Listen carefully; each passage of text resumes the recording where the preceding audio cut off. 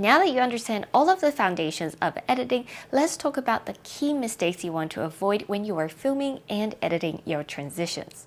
While all of the previous 9 lessons, the foundations are super important, this lesson could potentially be even more important than all of the previous lessons. It is one thing to understand the steps to take from 1 to 10 in order to create a video, but it's a whole nother issue to know the mistakes to avoid along the way. But don't worry, I got you. Filming and editing can be very nuanced, and that's why you joined Mobile Editing Magic. So in this lesson, I'm going to cover the top mistakes that I see creators making with their edits and transitions. The number one biggest editing and transition mistake to avoid is thinking that transitions and edits can be done in post-editing and that there's no need to perfect it during the filming. I think by now you have finished all of the lessons and perhaps you have watched a few tutorials. You probably already know this. The filming itself is just as important, if not more important, than the editing process. So it's very important to understand the concepts that we talk about, especially in the advanced editing lesson, in order to know exactly what you need to film and the types of clip that you need to capture, and also the condition under which you need to capture them, and all of the settings that you need to set up, and so on. And just a reminder, in the tutorials, each of them, we also tell you how to film and the techniques when filming so that you can film it correctly, and then editing will become a lot easier. Mistake number 2 is not trimming clips to the right amount or to the right beat. Now I want to show you a quick example here. So let's play it first.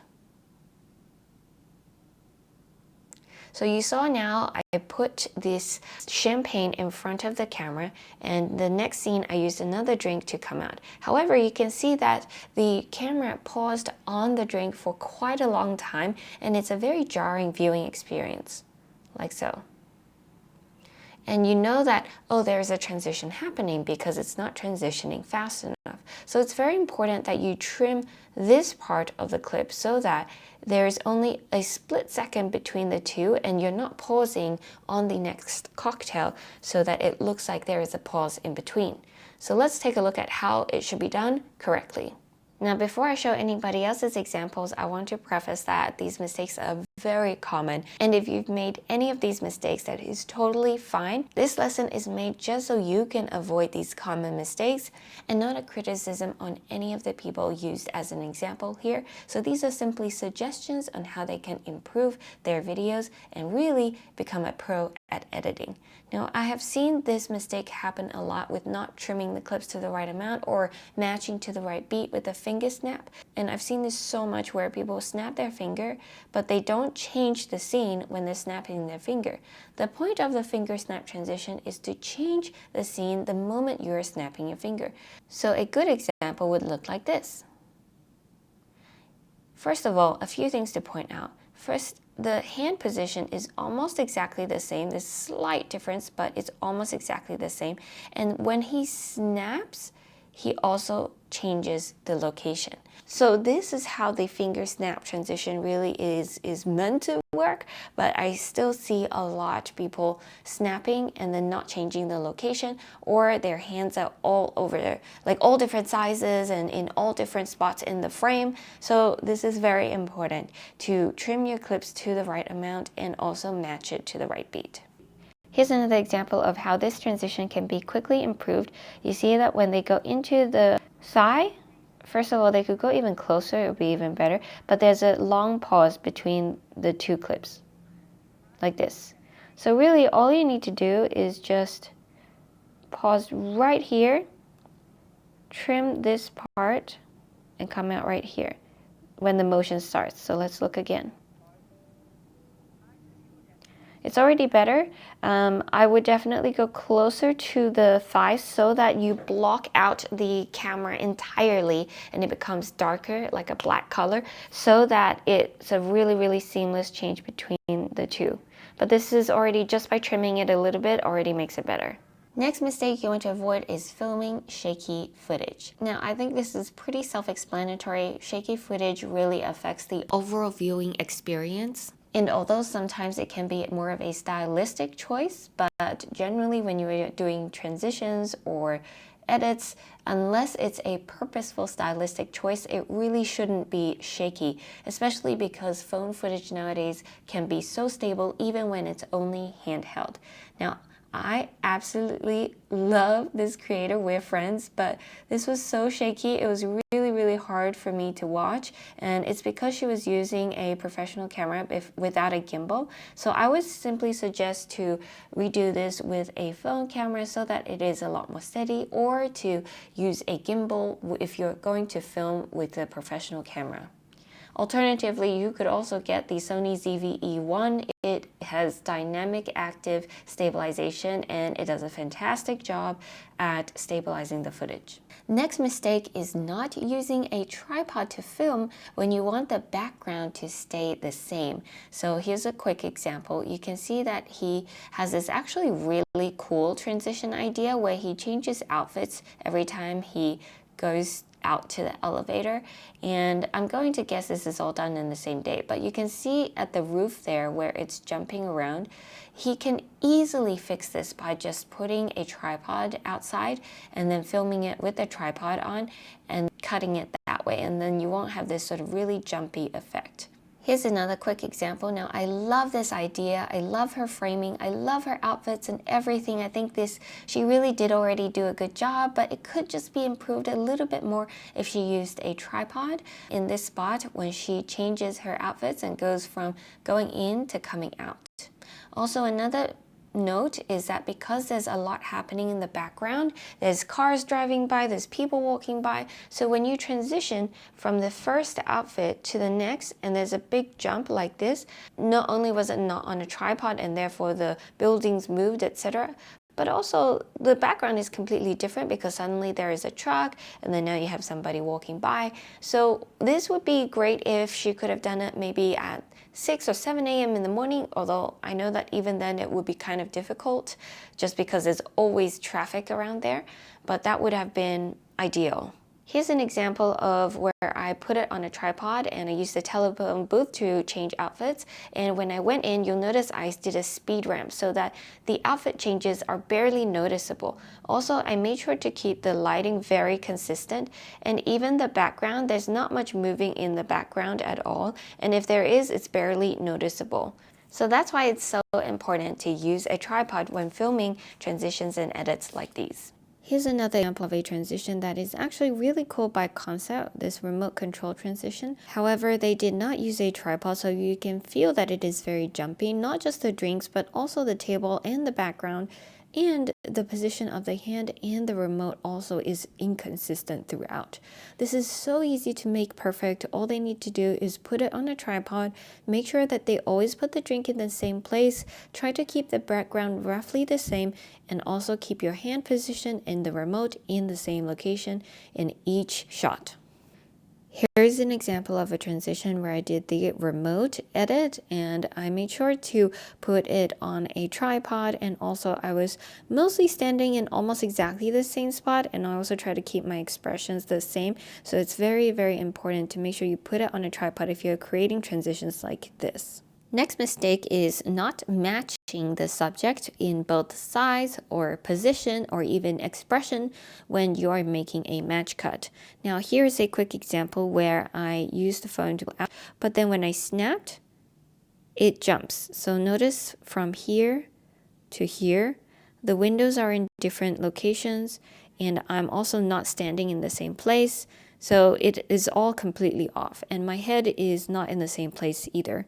So this can definitely be improved either by using a tripod if I don't add the pull-out movement, or if I wanted to do the pull-out movement by matching properly the key locations of, let's say, where the windows are and where I am standing and where my head is relative to the window. As long as I can match these key points, then the transition will still look a lot smoother than what it is right now, where it's like this, where it jumps. However, the next transition right after this is much better because the position of jumping and also the size of the person and the continuation of the motion is pretty consistent. So this is a much better match cut type of transition than the first one where it was not matching at all. Here's another example, and I absolutely love this creator. She's really lovely, but I just think this reel could be improved just a bit more if when she runs through, she is matching in size and her location in the frame. So right now she's in the middle and she's a smaller size. When she runs out, she's at the bottom of the frame and much bigger. So it's still a very cool reel and very efficient, but I think it could just be improved just a little bit more. Now, this subway example that I used in a live editing workshop, you can see in this I really made sure to match the subject size, and what a big difference it makes in how smooth it looks. It really does look seamless, like you just went through the subway and you came out in a different location. And that's why this reel was so viral, because it was matched very well, both in motion and size and also like position and everything. Another example of not matching the subject or the scenery while you're transitioning from clip A to clip B is this day to night transition. So if you look at the night shot, it's not even the same camera lens. So this is probably a 0.5 wide angle. This looks like it's a 1x, and it's completely not matched up. And so it's a very, very jarring transition, but can definitely be easily improved just by using the same camera lens and also matching the main key objects within the frame. So I cover this inside the lesson that is the hand swipe and finger snap transition. I teach how I match up the key elements inside the frame, and then also, if it's not perfect, how to match that up in post editing. So make sure to check out that tutorial. Next mistake I want to mention is not continuing the motion. For instance, here you can see that they do kind of continue the motion, but they're just chopping it off right here. They did not match the car location in the frame. Also, the lighting is completely different, and it's just a very hard stop between this frame and this frame.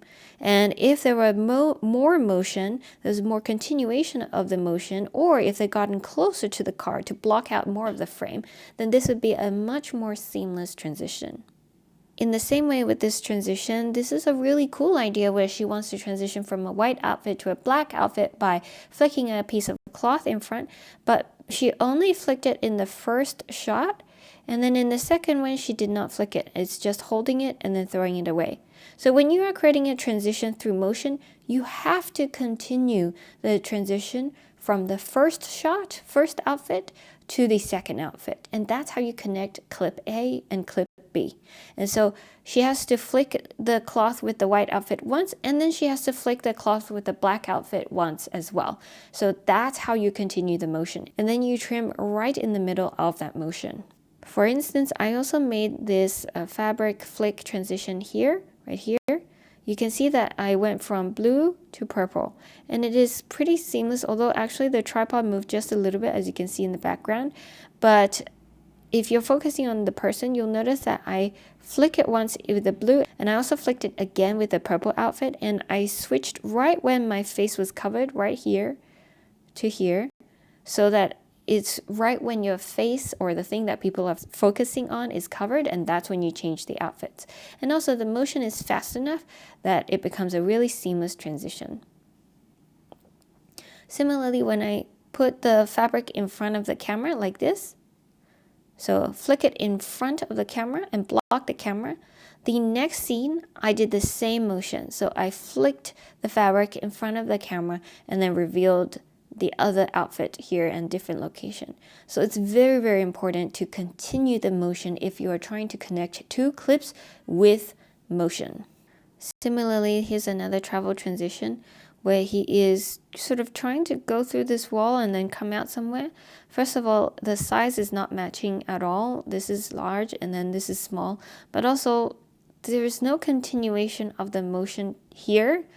The point of this wipe transition is that they use this as an obstacle, and then they come through another obstacle in the next scene. And if they don't come through another obstacle, then they want to make sure to use the masking tool to wipe the first obstacle out of the scene. And that's how you connect the two clips, instead of just cutting it cold turkey between the two clips and not matching the subjects either. So this is definitely one of the examples that really is not quite executed to how it could be, although this is a really cool concept going into a plane, coming out somewhere for sure, but it really can be executed better.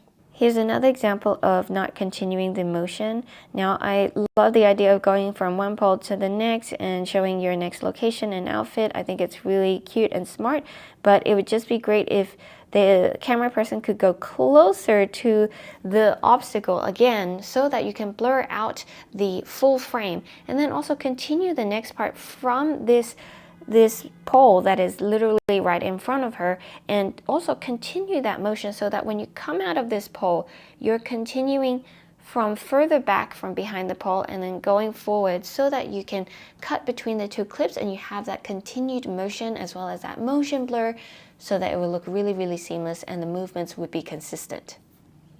Next mistake to avoid when making transitions, especially ones that require motion, is not creating enough motion blur, or if it's like a wipe, it's wiping too slow, or you're not speed ramping between the two clips to make them look more seamless.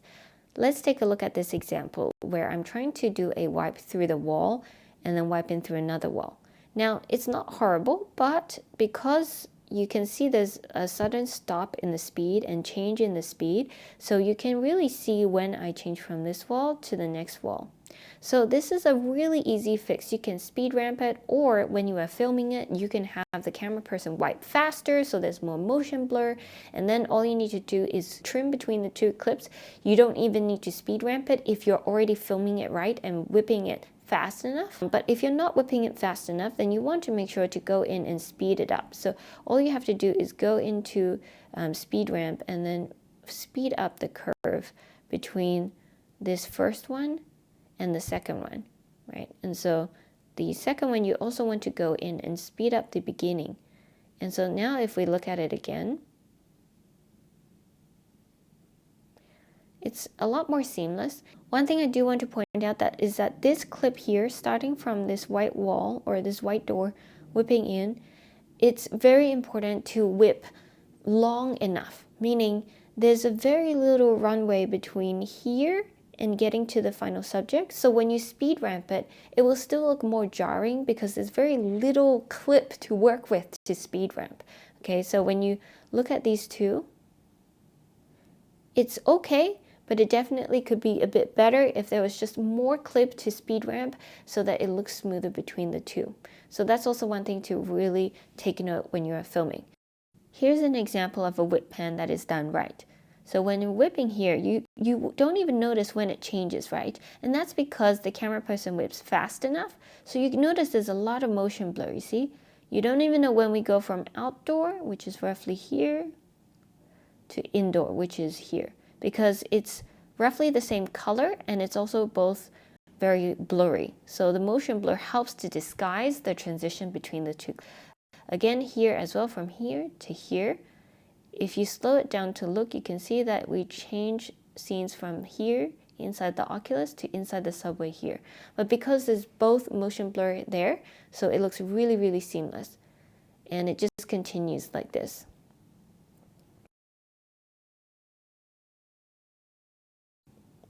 And you notice that there's a lot of clip that is being whipped. So you can see here, whip out, it went quite a long way past 90 degrees.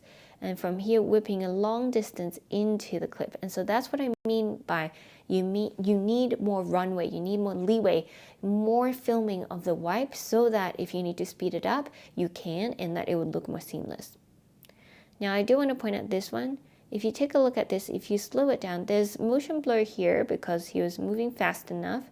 But when you come out of here, because this is the start of a clip, there's no motion blur, but it still looks smooth. Why? Because there was enough clip for me to speed it up, and in between the two clips, because there is enough speed, you won't notice that there isn't enough motion blur. So let me play that again.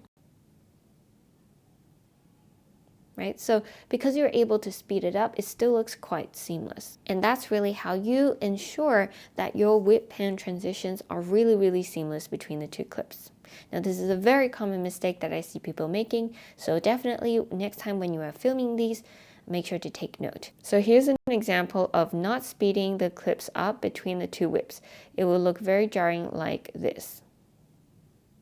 So you can see clearly exactly where they transition between the two, because if you don't speed it up, it will look really jarring like this. Now we talk about this particular tutorial inside the tutorial called Advanced Travel Compilation Edit, so make sure to check it out.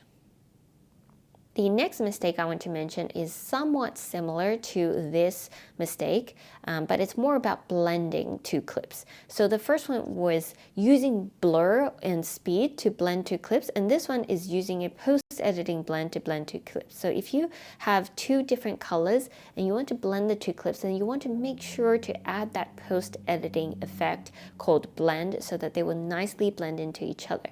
Now, this wipe goes into a blue sky, but comes out of a black part of the bed, right? So it's quite jarring when you go from blue and then go into black. Now you can really easily fix this just by adding a blend transition in post-editing between the two colors so that it can seamlessly blend together as a transition between the two clips. Next mistake I want to point out is not making the before and after transition contrasting enough so that people can even tell that there was a transition. And what I mean by that is actually the outfit color or either the makeup transition or the hair transition. If you're going to do some sort of transition and you're trying to show people that you are changing outfits or you're showing people that there was a before and after, then you really have to make the before and after contrasting enough. I personally like to do this through color.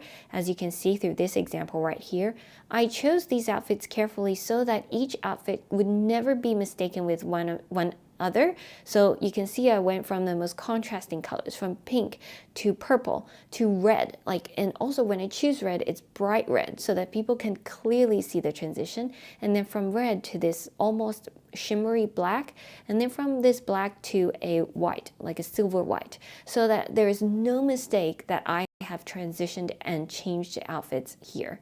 Now, I do sometimes see people making before and after transitions, but the before and the after are so similar.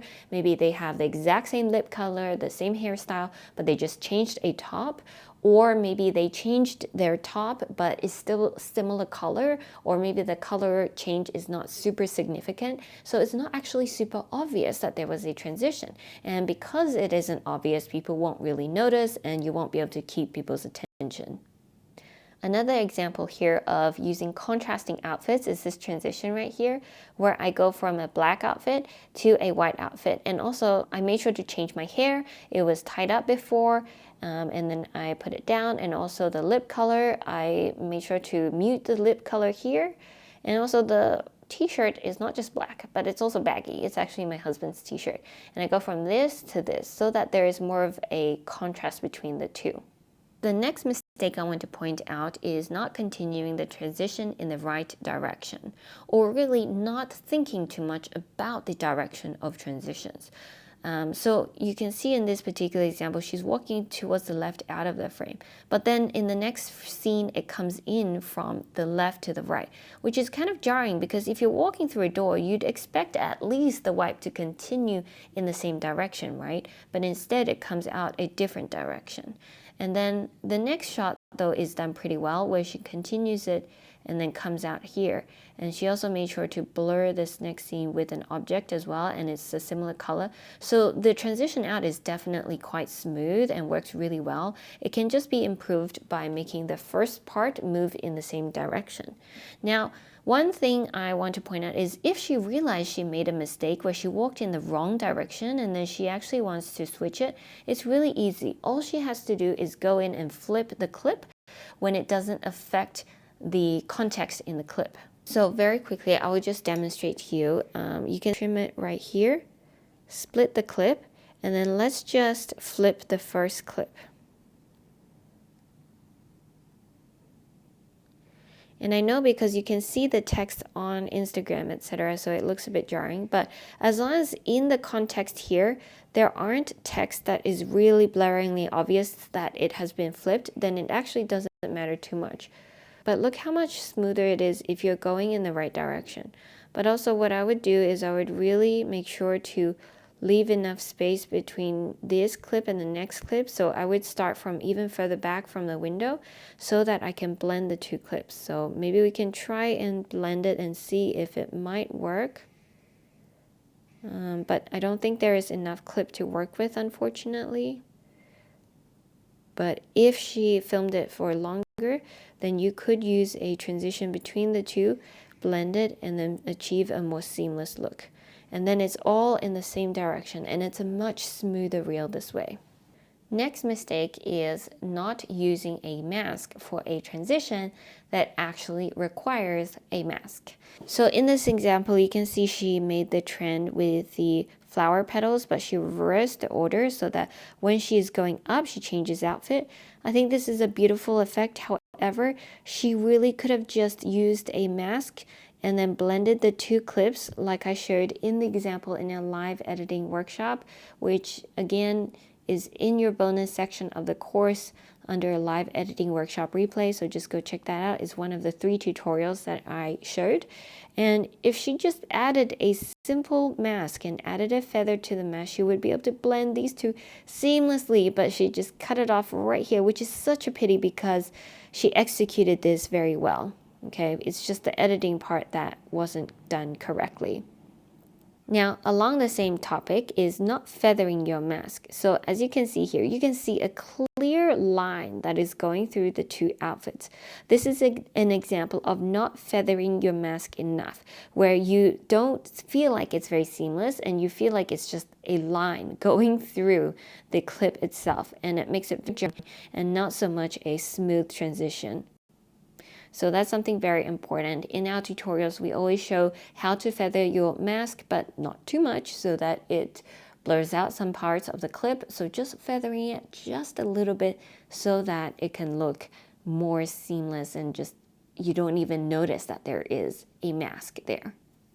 Now, along similar lines, you also want to make sure that the lighting is consistent between the two masks. So you can see that, first of all, because the mask is not feathered, but also because one clip was darker than the other, you can see that there are two clips. And you can see it because of the difference in the lighting. You can see it because the mask was not feathered. So you do also want to make sure to keep the lighting even and consistent when you're masking. And if it is not consistent, then you want to go in and edit the colors in post-editing to match the two clips. And also, one thing that you can do to prevent this from happening is to lock your exposure when you are filming these transitions. So a quick example is this transition where I am turning on this little turnstile. When I go to the back, because I didn't lock the exposure, it got really bright on auto because it doesn't detect my face anymore, so it went super bright. So if I speed this up, it looks like this, which is not a good viewing experience. So if you don't adjust the exposure in post, the whole viewing experience is just going from bright to dark and bright to dark. And so this was a mistake that I made. And in the tutorial for this particular reel, I actually teach you how to fix this problem. So make sure to go to that tutorial. I believe it's tutorial number 9 to check it out. Next mistake is a small detail, but ultimately it can make a difference with your transitions. So watch this and let's see if you notice the little mistake.